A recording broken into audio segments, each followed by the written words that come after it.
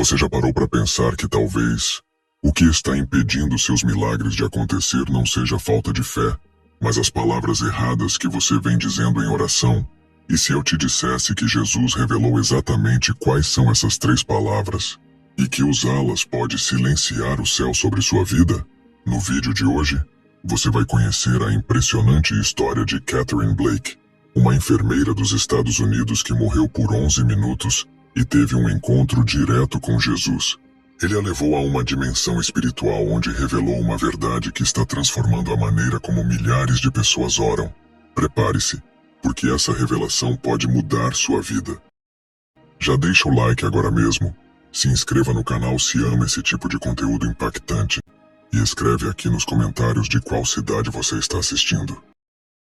Meu nome é Catherine Blake. Tenho 39 anos e vivo em Charleston, Carolina do Sul. Sou enfermeira há quase 2 décadas e sempre fui conhecida por ser alguém de fé. Orações na cabeceira do leito, versículos no jaleco, sorrisos mesmo em meio à dor. Mas nada, absolutamente nada, poderia ter me preparado para o que vivi numa noite de plantão comum. Nada me prepararia para morrer e ouvir da boca do próprio Jesus que minhas orações estavam sendo anuladas por 3 palavras proibidas. 3 palavras que, segundo ele, silenciavam o céu. Tudo começou em 17 de outubro de 2024. Era 1 da manhã. Eu estava no hospital, cansada, de pé há mais de 14 horas, quando uma dor intensa me atravessou o peito. Pensei que fosse ansiedade, mas não era. Era um infarto fulminante. Caí ali mesmo, entre corredores frios e alarmes soando. Colegas correram. Um código azul ecoou pelos alto-falantes. E então, silêncio. Fui declarada clinicamente morta por 11 minutos. Mas nesse intervalo entre a última batida do meu coração e a primeira carga do desfibrilador, minha alma foi puxada para fora do corpo com uma força tão repentina que parecia um redemoinho de luz. Senti o tempo parar, o espaço sumir, o corpo inexistente, o medo dissolvido. Fui levada, ou melhor, sugada, por um túnel feito de luz líquida, e no fim dele, o que vi me arrancou qualquer vestígio de dúvida. Jesus estava ali, não como uma imagem estática de igreja, mas vivo, vibrante, imenso em glória. E o que ele me disse mudou tudo o que eu pensava saber sobre orações, fé e o próprio céu. Você morreu com as palavras erradas na boca, Catherine. Ele disse, com uma voz que tremia as fundações da realidade.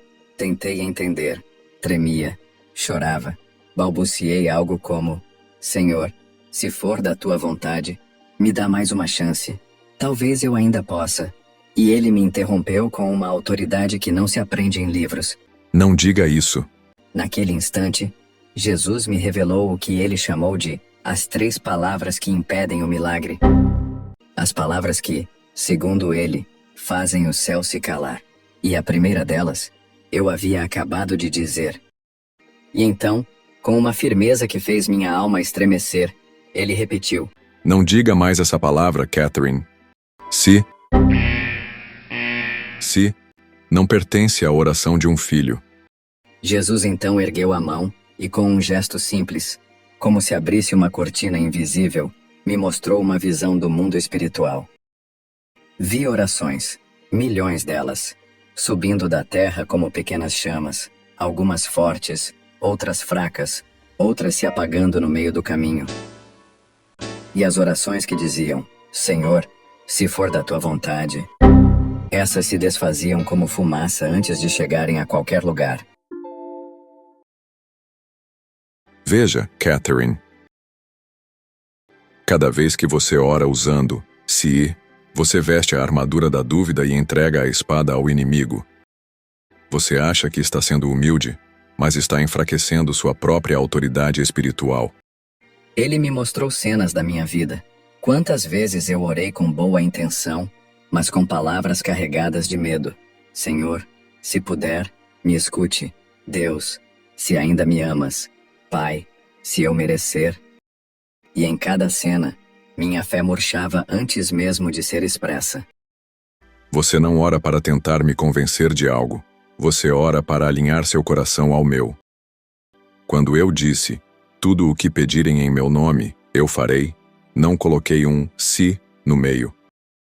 Quem acrescenta o se é o medo, não a fé.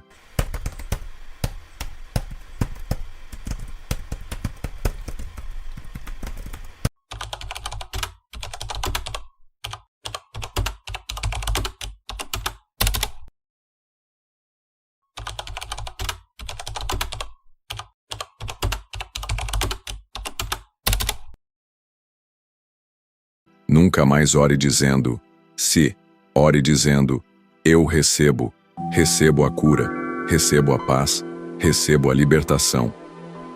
Porque quando você declara o que já é seu pela cruz, o céu responde com poder.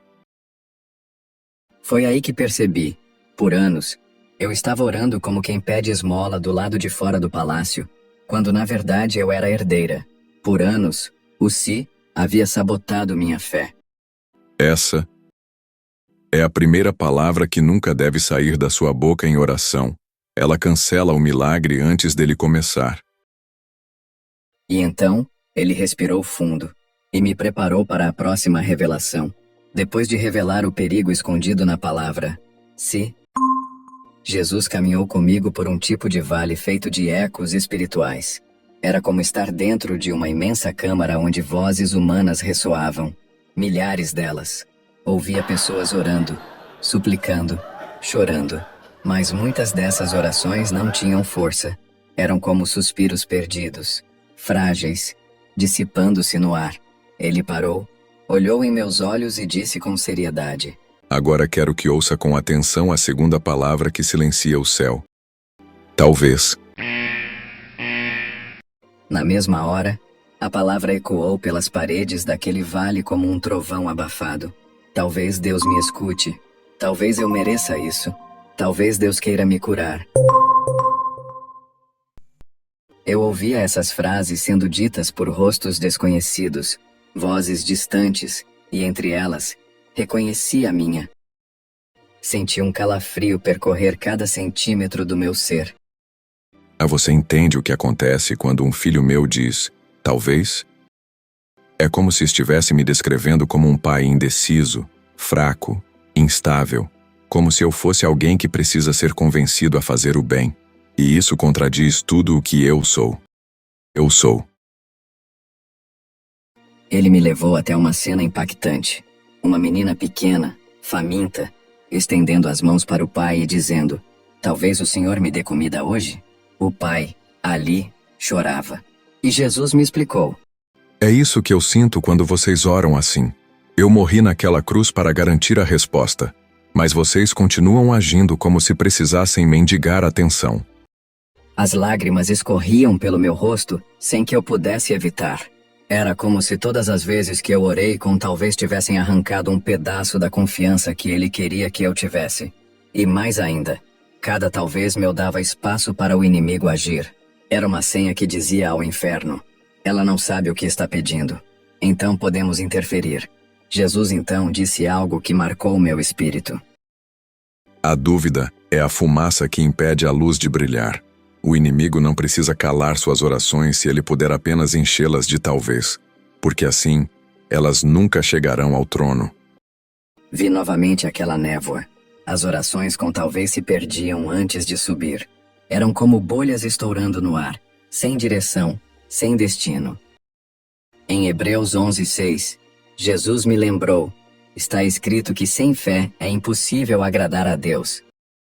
E fé não diz talvez. Fé diz eu sei em quem tenho crido. Fé diz já é meu porque ele prometeu. Então ele tocou meu ombro e disse: essa é a segunda palavra que nunca deve estar numa oração. Apague-a do seu vocabulário espiritual, porque ela esconde a incredulidade disfarçada de humildade. Eu tremia.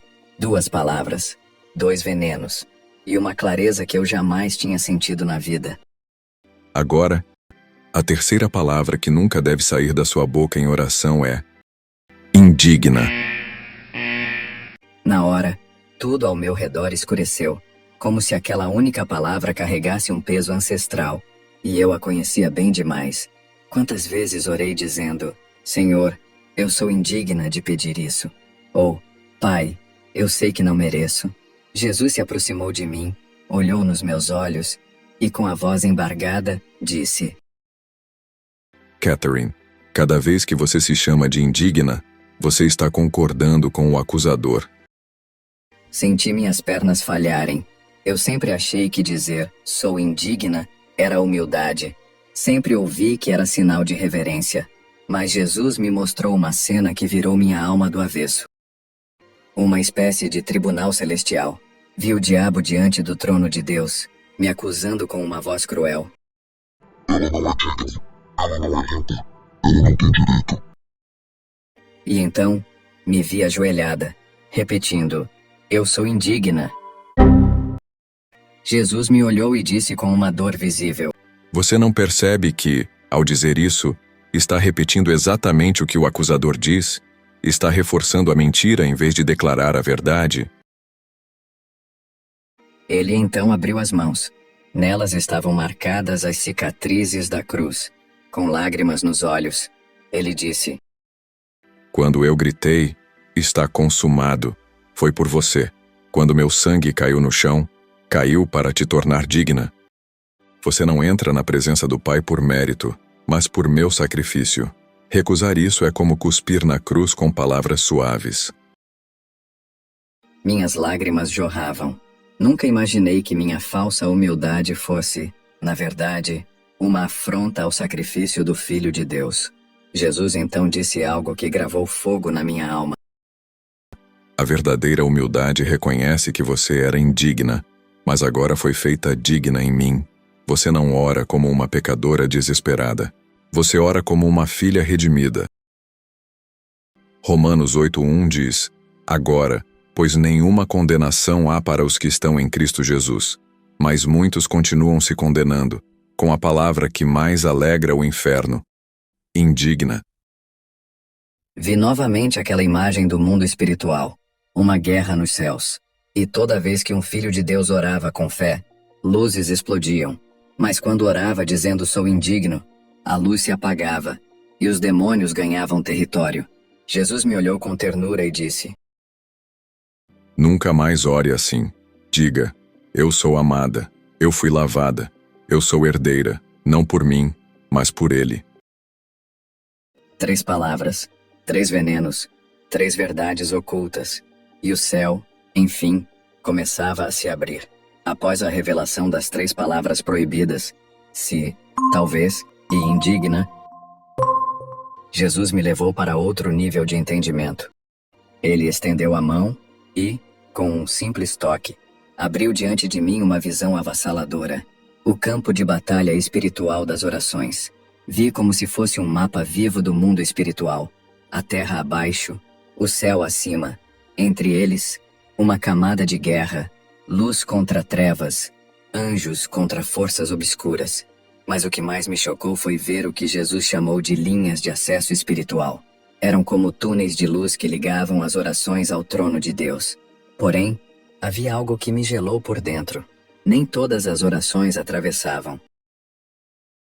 Veja, Catherine, Apontando para uma oração que subia como uma flecha incandescente. essa é a oração de alguém que entendeu quem é em mim. É como fogo no mundo espiritual. Ela atravessa tudo. E então ele me mostrou outra. Uma oração envolta numa fumaça cinzenta, hesitante, que tremia, oscilava, se apagava antes de subir. Era a oração de alguém que havia dito: Senhor, se o Senhor puder, talvez o Senhor me ouça. Eu sou indigna. Aquelas palavras criavam uma névoa densa, e ali estava a verdade nua e crua. Não é que Deus não ouve, é que essas palavras impedem a oração de chegar com força e autoridade. As palavras são chaves espirituais. Elas abrem ou fecham portas. Cada ese é uma trava. Cada talvez é um atraso. Cada indigna é um apagador de luz. Mas cada eu recebo, cada eu creio, cada sou amada, são explosões de fé no mundo espiritual. Vi anjos em prontidão. Eles esperavam pelas orações certas. Quando alguém orava com fé, com confiança, eles se moviam como relâmpagos, levando respostas, curas, libertações. Mas quando a oração era fraca, envergonhada, Cheia de dúvida, os anjos recuavam, impotentes. Você entende agora, Catherine, por que eu trouxe você aqui? Por que te revelei essas 3 palavras proibidas? Porque milhões dos meus filhos estão orando como mendigos espirituais, e o céu continua em silêncio não por falta de amor, mas por falta de fé verdadeira. Você vai voltar, vai contar ao mundo que o segredo da oração poderosa não está no volume, na emoção ou nas palavras bonitas. Está na confiança inabalável no meu amor, no saber quem você é em mim. E então, Jesus se virou. Um novo cenário estava prestes a se revelar. O ambiente ao nosso redor começou a se transformar. A guerra espiritual que Jesus havia me mostrado desapareceu em um redemoinho de luz. E em seu lugar surgiu algo tão glorioso que minhas palavras mal conseguem descrever. O trono da graça. Era como estar diante do próprio centro do universo. Um trono imenso, cercado por rios de luz viva, cores que não existem na Terra, e uma música que não vinha de instrumentos, mas parecia emanar da própria essência de Deus. E, mesmo assim, vi algo que partiu meu coração. Multidões de pessoas ajoelhadas do lado de fora, todas com rostos abaixados, olhos cheios de vergonha e medo. Quem são essas pessoas? Perguntei. Jesus respondeu com uma tristeza mansa. São meus filhos, mas eles não acreditam que podem entrar. Foram ensinados a orar como servos, não como filhos, a permanecer do lado de fora do trono, implorando, quando eu já rasguei o véu para que entrassem com ousadia. Vi um homem orando em lágrimas. Senhor, se puder, tenha misericórdia de mim. Uma mulher repetia, talvez o Senhor me escute, embora eu seja tão indigna. E a cada vez que diziam essas palavras, uma barreira invisível se formava entre eles e o trono. Jesus então apontou para a entrada, onde havia uma luz intensa. Algumas poucas pessoas atravessavam, com olhos brilhando de fé, dizendo, Pai, eu venho em nome de Jesus, recebo tua promessa, obrigado por me tornar digna. E essas eram recebidas com celebração. Era como se o céu inteiro vibrasse a cada oração feita com confiança. Hebreus 4,16 diz, aproximemo-nos, pois, do trono da graça com ousadia. Mas muitos interpretaram ousadia como arrogância, quando, na verdade, é fé vestida de identidade espiritual. O maior erro de muitos cristãos não é orar pouco, é orar mal. Oram como se ainda precisassem conquistar o amor que já foi dado. Oram como se o trono estivesse trancado, mas o trono está aberto. O véu foi rasgado. Eles só precisam entrar.